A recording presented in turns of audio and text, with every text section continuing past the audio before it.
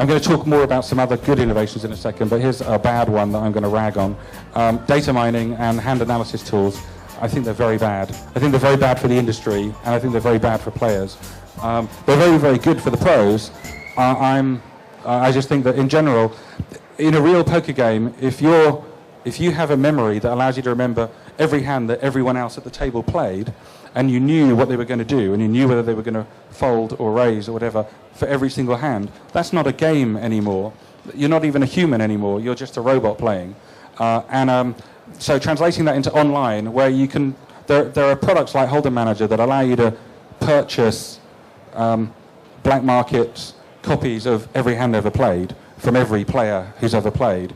And then if you load that database up and you know every single player and what every single player is going to do, that isn't you being intelligent anymore. That is just you data mining and knowing the play patterns of every single player. I don't think that's right, and I don't think it's fair. And I think to protect people, sites shouldn't allow those. Party Poker put an interesting one quietly up a while ago called Hot Hands, which I like. I play on Party Poker quite a bit. When you're multi-tabling, which is you're running multiple tables at the same time, it's very distracting. And if you're trying to figure out which table to devote your attention to, it's very hard because you've got to keep your eye on all of them. But Party Poker allows you to define what kind of hands are most interesting to you. So, for instance, you want to see pocket kings, or you want hands above an ace, or something like that. You would define it in advance, and then it goes psst, and shakes the window of the table that has that hand. It's a subtle but very important innovation, because innovations like that are cute and very useful. The next progression on from that, which no one's done yet as far as I can see, is autoplay. Now, obviously you don't want it to be like an artificial intelligent robot and play better than you play, but you want to be able to tell it what hand to automatically fold, for instance. You want it to, if you don't ever play 7-2 offsuit, you want to be able to say, hey, I never play 7-2 offsuit, always fold it, don't even ask me if I want to fold it. So that way you could multi-table, and you could have a few tables that are just taken care of and come up when there's a hand that you do want to know about and you do want to make the decision on. So no one's done that yet, but I think they should. Now, here's the big one. This is came out a few days ago, actually, on Full Tilt Poker, a very exciting innovation called Rush Poker. Go ahead, have a look at it. It's very interesting. What it is a very action-orientated kind of game. You're sitting at a normal poker table with like 6 or 10 players, or 9 players, and you get your hand immediately. If you don't like your hand, you hit fold, and immediately it jumps you to another table, there and then, with 6 more players. And then you get another hand, and if you don't like that, you hit fold, and you get another table. And you just bounce around, waiting for the hand that you actually want to play, and you're not wasting any time waiting for anyone else to play. It's a very, very exciting, very action-orientated. They end up with like hundreds of hands an hour. You don't actually need to multi-table when you're doing that, because the way it works is that there's a pool of players, of everyone who actually wants to play Rush Poker, and each time you hit fold, a new table is created of similar players waiting for the next table, but it happens in a fraction of a second, so it's really, really fast. It makes poker all about action, and there's still opportunity for bluffing. It's not everyone's going to wait for aces every hand, but it is different, and worth looking at. So far, the pros that have commented on it have said, of course they're all paid for by Full Tilt, but all the pros have said that it's excellent. So I'm going to praise Full Tilt for doing that.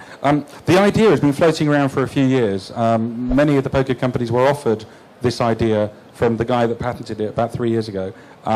We actually turned it down because we were a newbie. Our work cut out just doing regular poker, let alone some extreme variant of poker. But I'm glad that Full Tilt has taken a risk and done something different, and they should be rewarded for taking innovative risks like that. So avatars, this is an area that people have been able to innovate a little bit. Sorry about the bowling alley behind me.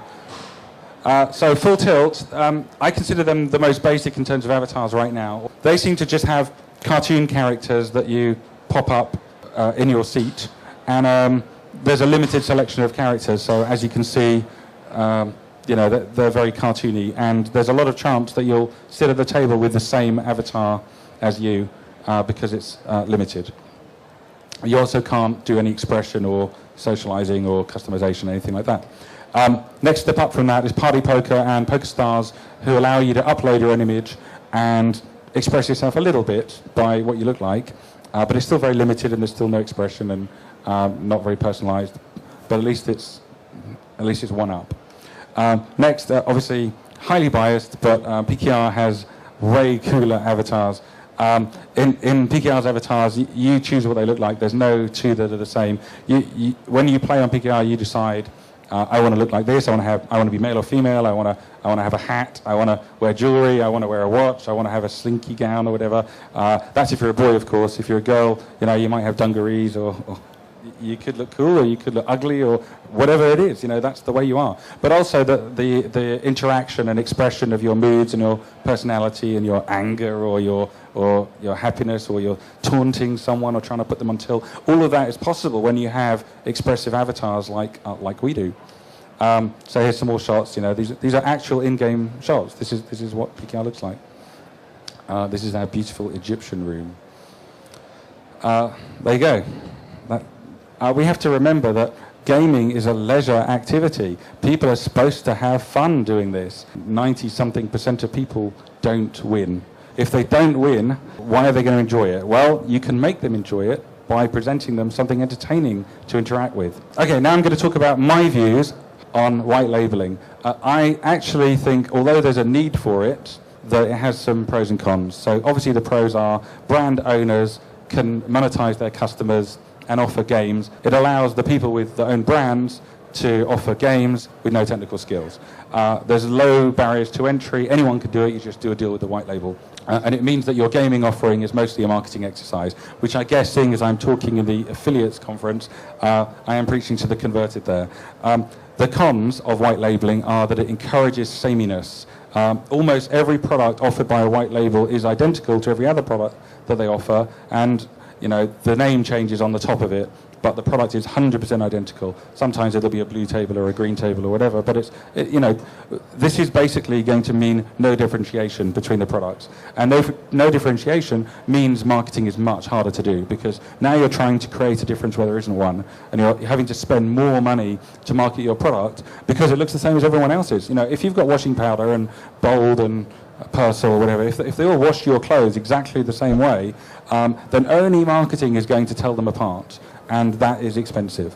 Whereas spend the same amount of money on marketing on product and actually have a better product, your marketing will become commensurately less expensive.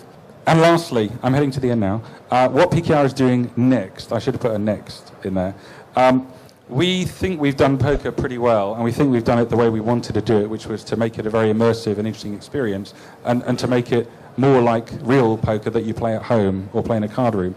And now we've just started doing that for 3D Casino as well. So already live on the site, you can play our roulette, which I'll show you a sneak preview of. Feels like you're playing at a roulette table.